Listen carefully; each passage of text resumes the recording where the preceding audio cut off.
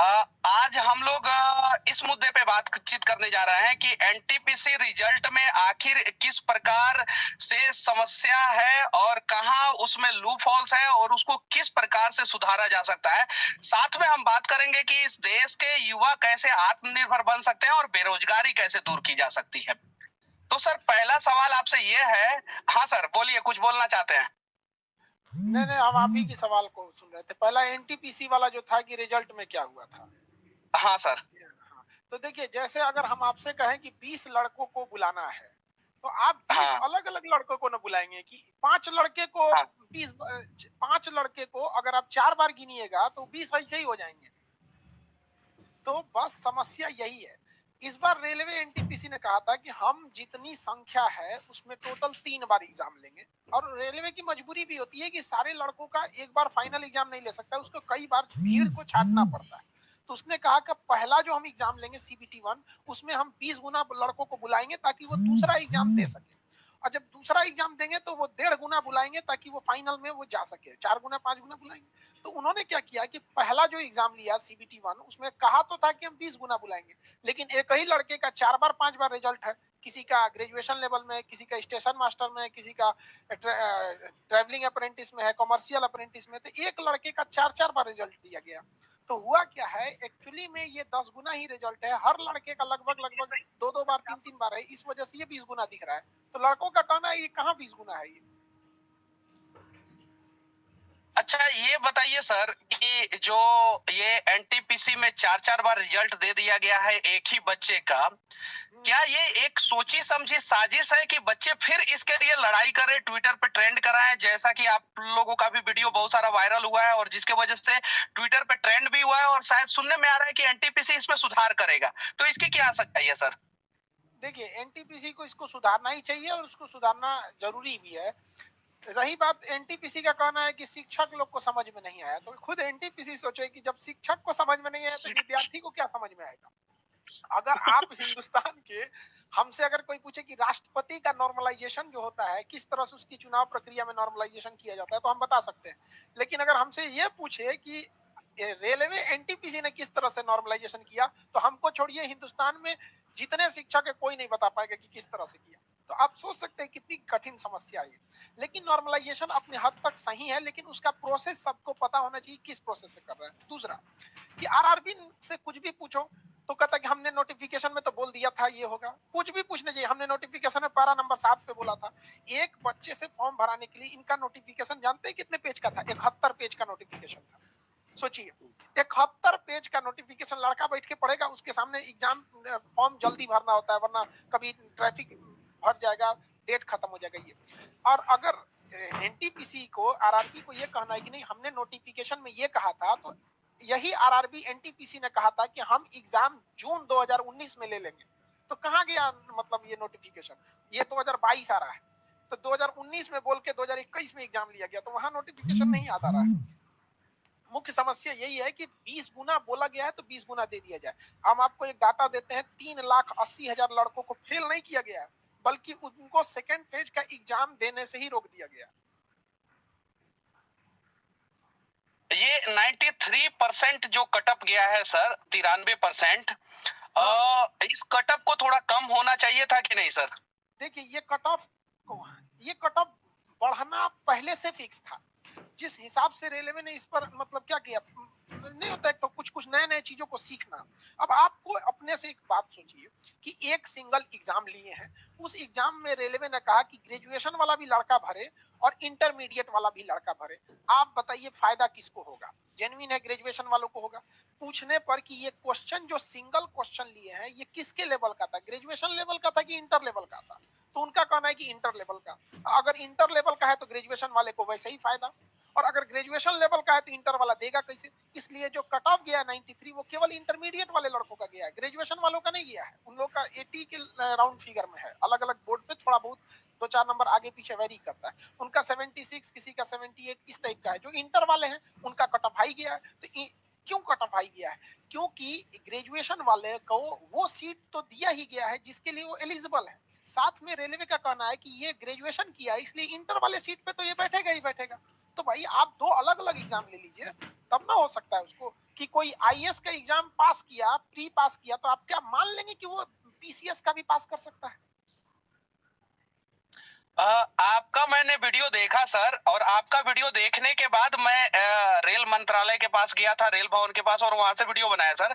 आप उसमें बहुत गुस्से में लग रहे थे और बोल रहे थे सर कि अगर बच्चे नहीं उतरेंगे तो हम उतार देंगे, और दिल्ली का उतना क्षेत्रफल नहीं है जितने इस देश में युवा हैं। युवाओं के प्रति इतना प्रेम आपके दिल में कैसे आता है सर? इसके बारे में थोड़ा बताएं। इस देश का भविष्य हम आपको बोलते हैं मनीष जी, अगर आपको एक साल के लिए अगर मतलब एक साल की योजना बनानी है तो आप चावल की खेती कीजिए, लेकिन अगर आपको 10 साल की योजना बनाना, आप शीशम का पेड़ लगा दीजिए। लेकिन अगर आप चाहते हैं कि हमारा 1000 साल आगे सुरक्षित रहे तो युवाओं को शिक्षित कीजिए। तो क्या करेंगे हम शिक्षित करके? हम तो चाहते हैं अगला 1000 साल तक भारत सही रहे, अगले 1000 की प्लानिंग है हमारी। तो वो अब आप एक कोई पढ़ता क्यों है? कहीं ना कहीं अगर वो खुद में अनसिक्योर हो जाएगा तो क्यों पढ़ेगा? लोग कहते हैं कि सब नौकरी थोड़ी करेगा, बिजनेस भी करो। अच्छा तो ट्रेनवा कौन चलाएगा? बिजनेसमैन। स्टेशन मास्टर कौन बनेगा? बिजनेसमैन। बताइए, दरोगा कौन बनेगा? बिजनेसमैन। सर आपके पीछे जो है डिस्प्ले पे कलाम साहब एक स्माइल फेस के साथ हैं, और एक कहावत है कि मैंने देखा अल्लाह राम एक थे अटल एक थे कलाम। लेकिन अब उसमें कुछ चीजें जुड़ रहा है। मैंने देखा अल्लाह राम एक थे अटल एक थे कलाम, और एक खान सर हैं, थे नहीं हैं। और आपके अंदर लोग जो है अल्लाह और राम दोनों का मतलब कि सूरत देख रहे हैं। एक सवाल मैं पूछना चाहता हूं सर, बहुत इंपॉर्टेंट सवाल है। बहुत रिस्पेक्ट के नजर से जो है ना देश के लोग देखते हैं, क्योंकि मैं केरल में गया था, तो वहां पे जब मैंने बोला कि मैं बिहार से आया हूं, तो वहां का एक ऑटो ड्राइवर बोला कि वही जो खान सर। तो हाँ, मैं बोला हाँ। तो उसने बोला क्या कि मेरा बच्चा खान सर का मतलब कि वीडियो देखता है और उनसे पढ़ता है। तो मुझे बहुत अच्छा लगा सर। सर एक चीज बताइए सर, देश की बेरोजगारी किस प्रकार से दूर की जा सकती है, इसके बारे में कुछ बताइए सर। देखिए सर, बेरोजगारी का लड़कों का जो शिक्षा का स्टैंडर्ड है ना, स्टैंडर्ड एक उसको वो स्टैंडर्ड की पढ़ाई नहीं पढ़ पा रहा है। वो ग्रेजुएशन में जा रहा है। हर टीचर से पूछिए कि तुम प्राइवेट टीचर बनना चाहते हो कि सरकारी, तो कहेगा हम सरकारी टीचर बनना चाहते हैं, लेकिन अपने बच्चे को प्राइवेट स्कूल में पढ़ाना चाहता है, क्योंकि वही सरकारी स्कूल वाला अपने बच्चे को बर्बाद किया है। एक अच्छी शिक्षा दीजिए, आप उसको कुछ मत दीजिए, आप उसको रोटी कपड़ा मकान मत दीजिए, उसे एक बेहतर शिक्षा दीजिए। देखिए, रोटी कपड़ा मकान छीन लेगा वो। तो हम लोग उसको छीनना सिखाते हैं। कभी अधिकार मांगने से नहीं मिला है, छीनना पड़ता है। आजादी हमें कटोरे में सजा के नहीं मिली थी, छीनना पड़ा था। शिक्षित लोग थे उस वक्त, जो उस समय की पढ़ाई थी, लोगों ने उसे पढ़ा था।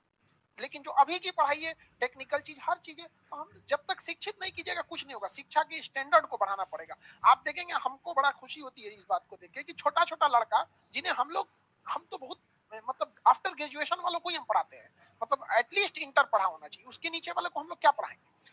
तो वो छोटके बच्चों को भी ना इंटरेस्ट आता है पढ़ने से। तो मेरा कहना है कि जो लॉर्ड मैकाले जो जहर बो के गया है, शिक्षा को बोझ बना के गया है, हमारा मकसद है कि उस बोझ को उतार देना और लड़कों के प्रति, शिक्षा के प्रति प्रेम कर देना। जिस तरह प्यार में लोग पागल हो जाते हैं ना, फिर ना माँ बाप का सुनेगा ना समाज का सुनेगा, उस तरह प्यार हो जाए शिक्षा से, फिर वो किसी का नहीं सुनेगा। ले लेगा सर वो रोजगार तो बहुत, मतलब इधर जैसे बस शिक्षा सुधारिए, वो लड़ के ले लेगा।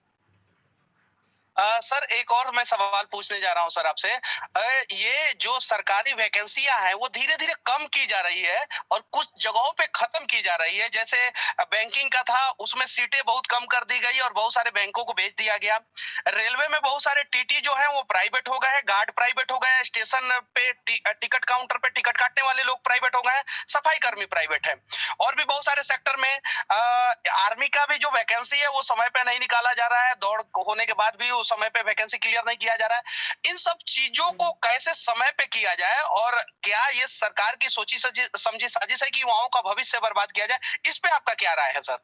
सर देखिए, ये सब चीजों को उठाने के लिए, देश के आगे जाने के लिए मीडिया होना चाहिए। आप कुछ जैसे आप हैं, आप किसी भी चीज को बढ़ चढ़ के उठाते हैं। आपको क्या लगता है कि आपके जो पत्रकार की कैटेगरी है, क्या आपको लगता है कि जितनी ईमानदारी से आप करते हैं, क्या बाकी लोग भी कर रहे हैं? बहुत गिने चुने मिलेंगे लोग आपको। तो ये तो उन लोग को उठाने की जरूरत है। हम आपको एक सिंपल सा बात बताते हैं। रेलवे ने जो वैकेंसी दिया था, 37,000 वैकेंसी दिया था, 37,000 2019 में दिया था।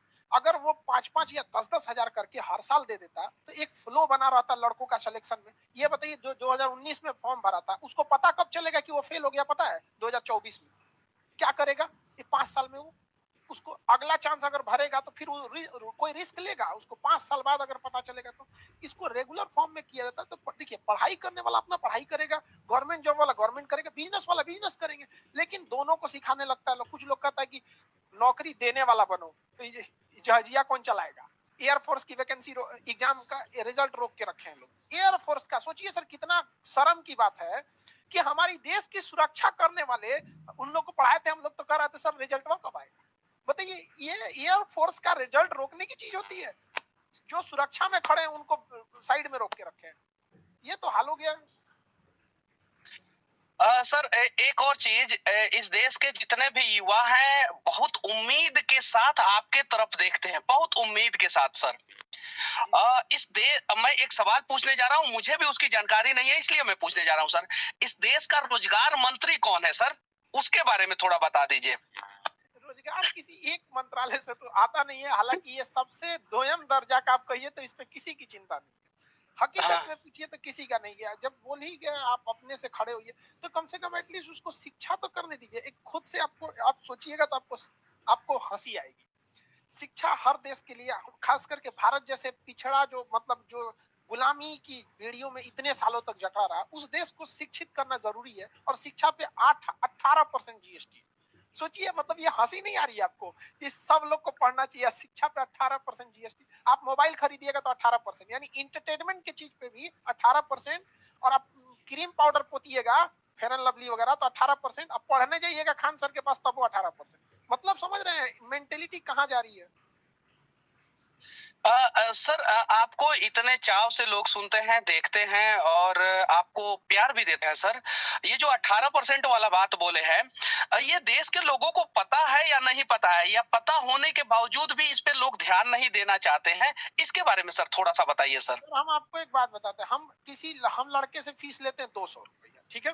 उस पर जीएसटी, इनकम टैक्स, टीडीएस, ये आपका सेस, सरचार्ज काट कूट के सर्वर वगैरह कटा के 90 रुपए बचता है। यानी हमारी ओरिजिनल फीस तो 90 ही है ना। तो बताइए शिक्षा का लेवल कितना नीचे हम कर सकते हैं, मतलब कितना सस्ता कर सकते हैं, आप सोच नहीं सकते। हमको लोग, अगर हम अपनी फीस आज को 10,000 करेंगे तो भी लोग देंगे। लोग अलग अलग जगहों पे अलग अलग फी होती है, अलग अलग सब्जेक्ट पे भी वेरी कर सकता है। कोई बड़ा है, मान के चलिए किसी में 10 टीचर पढ़ा रहे हैं तो उसमें हम 200 नहीं कर सकते, उसमें थोड़ा करना पड़ेगा। लेकिन आप सोचिए, हमको हमारा राजीव गांधी का मतलब कहना था जब वो प्रधानमंत्री थे, 100 रुपया ऊपर से चलता है तो 35 से 40 रुपया गांव तक पहुंच पाता है। लेकिन हम बोलते हैं कि हम अगर यहाँ से जो पढ़ाते हैं, देश का अंतिम गांव कन्याकुमारी तक में भी 100% पहुंचता है, क्योंकि 100% ईमानदारी से आदमी पढ़ाता है, इसलिए 100% पहुंचता है। वहां से भी अगर 100% ईमानदारी से चलेगा ना तो 100% पहुंचेगा। सर मैंने सिर्फ और सिर्फ आपसे 15 मिनट का समय लिया था और आपका समय बहुत कीमती है, हम लोग उसका सम्मान करते हैं और आपने जो समय दिया इसके लिए तहे दिल से धन्यवाद सर। एक आखिरी सवाल मैं पूछूंगा सर।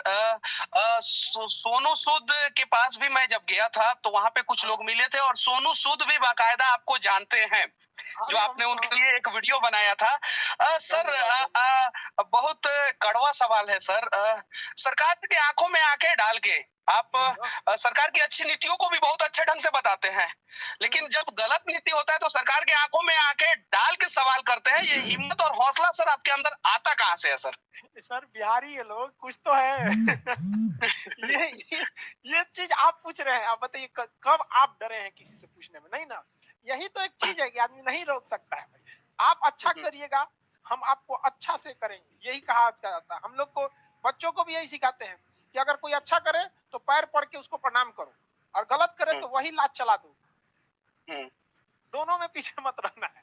तो ये चीज होनी चाहिए, किसी से नहीं। जो गलत है गलत है। अभी प्रधानमंत्री की सुरक्षा में जो चूक हुआ था, हमने 7-8 पॉइंट बताया था जिसमें एसपीजी ने गलती किया था। और जहां भी आप मैंने देखा था वीडियो, तो हमने जहां सरकार अच्छा करती है हम एकदम ऐसा कहते हैं जैसे लगता है हम सरकार के प्रवक्ता हैं, और जहां गलती करती है तो वहां हम तो अच्छा से धोते भी हैं। कैसा महसूस करते हैं सर? इस देश के 90% शिक्षित नेता जो है आपका वीडियो देखते हैं सर, और उसमें इस देश के प्रधानमंत्री भी हैं, शायद आपको ये बात नहीं पता है, और रेलवे मिनिस्टर भी आपका वीडियो देख चुके हैं सर। और हाँ, आप भी जैसे शिक्षकों के वीडियो के वजह से जो है ना, शायद इसमें सुधार भी होने वाला है। कैसा महसूस करते हैं सर आप? मैं देखिए, हर कोई इंसान को हम कैसे महसूस कर सकते हैं, हमको काफी मतलब मेरा सपना रहता है कि देश बदलना चाहिए। तो देश बदलने में ना काफी वो मतलब आप थकवे नहीं कीजिएगा। जब आपको लग जाए कि नहीं हमको एक देश के पूरे सिस्टम को जो अंग्रेज जो गड्ढा खोद के गए उसको बदलने, तो एक काफी खुशी होती है ना कि अब एक ऐसी पीढ़ी जाग रही है जिसे रोकना बड़ा मुश्किल हो जाएगा, बहुत मुश्किल हो जाएगा। इस ऐसी पीढ़ी जाग रही और शिक्षा के क्षेत्र से ही जागेगी, उसको हम जगा के रहेंगे। लेकिन हाँ, यही कोशिश करना रहता है कि हर इंसान नहीं पढ़ सकता है। आपको विश्वास नहीं होगा, हम एक बार जा रहे थे, ऐसे गाड़ी में जाम लगी थी। आप पटना में तो है, हम आपको क्या बताएं, जाम यहाँ की कॉमन समस्या रहती है। तो एक आदमी सब्जी बेच रहा था ठेले पे, और उसका बेटा ना क्लास कर रहा था, हमारा ही क्लास लेके। तो हम गाड़ी का शीशा नीचे करके हम कहे, बाबू किसका क्लास कर रहे हो? तो कह रहा है डिस्टर्ब मत करो हमको। फिर ध्यान से देखा तो कह रहा है प्रणाम सर। तो सोचिए सर, ठेला वाला का लड़का कहाँ से बड़ी बड़ी फीस दे के पढ़ सकता है? तो हम भी यही कहते हैं, हमारा मुख्य उद्देश्य ये रहता है कि कम से कम फी में बेहतर से बेहतर शिक्षा गांव के कन्याकुमारी के आखिरी गांव तक पहुंचना चाहिए। मैं केरल के तिरुवनंतपुरम में था, तो आपके बारे में ऑटो ड्राइवर ने बताया था मुझे। बहुत अच्छा लगा सर कि आपने अपना कीमती समय दिया, इसके लिए आपको तहे दिल से धन्यवाद। आखिरी में सिर्फ और सिर्फ एक मैसेज इस देश के युवाओं को दीजिए, जिससे वो इस देश में क्रांति लाएं और पॉजिटिव क्रांति लाएं, ताकि अपना देश जो है ना वो महाशक्ति बन सके, विश्व गुरु बन सके। एक मैसेज सर युवाओं के लिए। देखिए कि हर युवाओं को क्या कहा जाए, तलवारों के साए में इतिहास हमारा बनता है, जिस ओर जमानी चलती है उस ओर जमाना चलता है। युवाओं को भी कहते हैं कि डिस्ट्रैक्शन से बचिए, निरंतरता से पढ़ते रहिए। पढ़ाई ही एक ऐसा चीज है जो आपको अभी भी आपके हाथ में आपका फ्यूचर का हथियार है। अगर आपके पास शिक्षा आया तो हर चीज को आप लड़ के ले सकते हैं, और पढ़ाई के प्रति अगर आप पीछे हटेंगे तो आपको कोई साथ नहीं देगा। रही बात आप लोग की समस्याओं में, तो हम अपने आखिरी सांस तक डटे रहेंगे, आप लोग के साथ खड़े रहेंगे, युवाओं के साथ। और मनीष जी, आपको भी आपका भी धन्यवाद जो आप ऐसे चीजों को उठाते हैं। आपको भी बहुत सारी शुभकामनाएं। कभी हम लोग को भी इस तरह मुद्दों को आपने स्टूडेंट्स की बातों को समझे जो यहाँ तक उठाए, आपका भी बहुत बहुत धन्यवाद।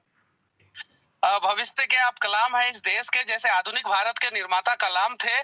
मिसाइल के द्वारा उन्होंने आधुनिक भारत का निर्माण किया था, वैसे ही डिजिटल युग में जो है आधुनिक भारत का निर्माण जो है आप कर रहे हैं एजुकेशन के सेक्टर से। सच तक न्यूज में आप जुड़े, हमें समय दिए। कहना चाहेंगे आपको कि देखिए, ऐसा नहीं है कि अगर लोग खान सर को जानते हैं तो ऐसा नहीं, हर गली में एक लड़का है, हर भारत के हर मोहल्ले में एक कलाम है। आप उसको मौका दे के देखिए, वो देश की सूरत बदल देगा। बस आपको खोज के देखिए। हमको आज के वक्त में भी फेसबुक चलाने नहीं आता है, आज के वक्त में भी I don't know how to use Facebook, हमारा नहीं आता है। लेकिन फिर भी लॉकडाउन के वजह से मजबूरी में हमको सीखना पड़ा, ये सब चीज हमको नहीं आता था कैसे चलाने के लिए। तो हम हर लोगों को कहते हैं कि आपको जरूरी नहीं कि आप हर मतलब बस देश के युवाओं को एक जामवंत की जरूरत है, फिर हर गली से एक हनुमान निकलेगा।